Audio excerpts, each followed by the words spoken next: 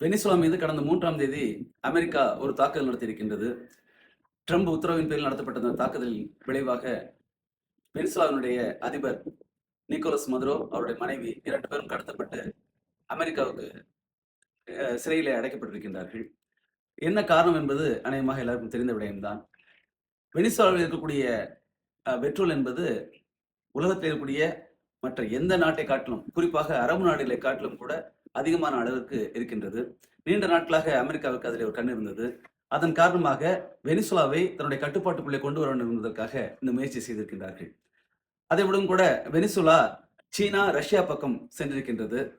Dollar மூலமாக petrol விற்பனை செய்வதற்கு மாறாக ஏற்கனவே ஈராக்கினுடைய சதாம் ஹுசேன் செய்தது போன்று இவர்களும் கூட மற்ற நாட்டினுடைய நாணயங்களிலே பெட்ரோலை விற்பனை செய்வதற்கு தயாரானார்கள். இது ஏற்கனவே மிகப்பெரிய பொருளாதார நெருக்கடியில் சிக்கி தவித்துக் கொண்டிருக்கக்கூடிய அமெரிக்காவிற்கு மேலும் பொருளாதார நெருக்கடியை கொடுப்பதாக இருந்தது.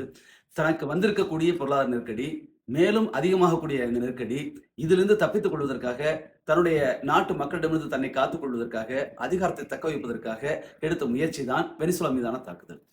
இந்த தாக்குதல் நடத்தப்பட்டது பிறகு உலகம் முழுக்க இருக்கக்கூடிய பல்வேறு நாடுகளும் இதை கண்டித்திருக்கின்றார்கள். ஐக்கிய நாடுகள் சபை கண்டித்திருக்கின்றது. சீனா, ரஷ்யா, வடகொரியா, கியூபா, ஏன் இன்னும் சொல்லப்போனால் அமெரிக்காவோடு நட்பு நாடாக இருக்கக்கூடிய நேட்டோவில் இருக்கக்கூடிய நாடுகள் கூட, பிரான்ஸ் போன்ற நாடுகள் கூட கண்டித்திருக்கின்றார்கள். பிரச்சனை என்னவென்றால், இந்த பிரச்சனை நடந்ததற்கு பின்னாலே கிட்டத்தட்ட ஒரு 5-6 நாட்கள் ஆகிவிட்டன. இதன் பிறகும் கூட இந்திய நாட்டினுடைய பிரதமர் மோடி மௌனம் சாதித்துக் கொண்டிருக்கின்றார். எல்லோருக்கும் தெரியும், உலகின் சக்தி வாய்ந்த நாடு இந்தியா. ஏனென்றால் ஒரே காரணம், இந்தியாவுடைய மக்கள் தொகை 180 கோடியை எட்ட இருக்கின்றோம். சீனாவை விட நாம் மிஞ்சி நிற்கின்றோம், முதலிடத்தில் இருக்கின்றோம். அந்த நாட்டினுடைய தலைவராக பிரதமர் மோடி இருக்கின்ற காரணத்தால் மிகப்பெரிய சந்தை, உலகத்தினுடைய மிகப்பெரிய சந்தை இந்தியா என்பதால் தான் மோடிக்கு உலக நாடுகள் மத்தியிலே மரியாதை தவிர, அது இந்திய நாட்டு மக்களின் பால் எழுந்த மரியாதை தவிர, தனிப்பட்ட முறையிலே மோடியினுடைய கொள்கைக்காக கிடைத்த மரியாதை கிடையாது. ஆனா இன்று வரையிலே அமெரிக்காவுடைய மோடியை கண்டிக்க அவர் தயங்குகின்றார். 500% வரி விதித்த பின்னால் ஒரே காரணம், ரஷ்யாவிடமிருந்து பெட்ரோலை அவர் வாங்கிக் கொண்டிருக்கின்றார். அதன் காரணமாக அமெரிக்கா அதை கண்டிக்கின்றது.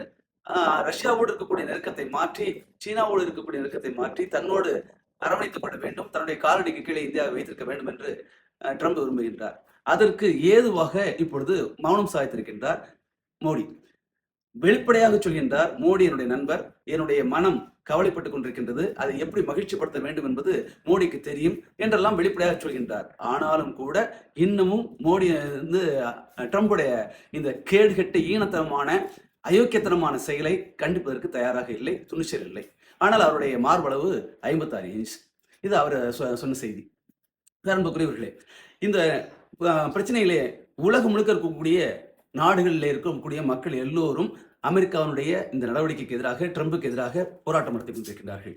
இந்தியாவிலும் போராட்டம் நடத்துகின்றார்கள். இரண்டுக்கும் உள்ள வித்தியாசத்தை நாம் உணர வேண்டும்.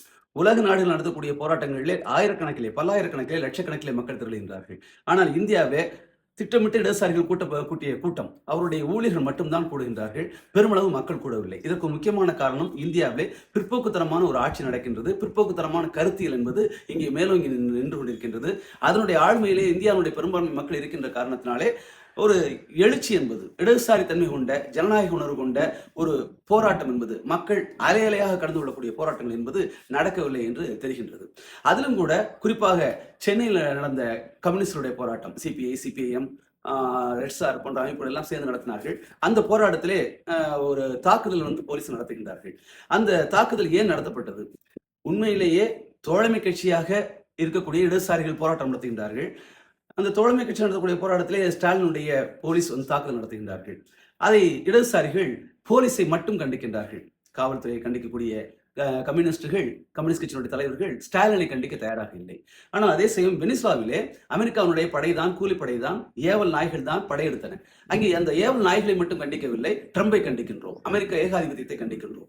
அங்கே அது சரி என்று சொன்னால், இங்கே காவல்துறையை ஏவிய ஸ்டாலினை கண்டிச்சிருக்க வேண்டும். ஏன் கண்டிக்கவில்லை என்பதற்கான பதில் தெரியவில்லை.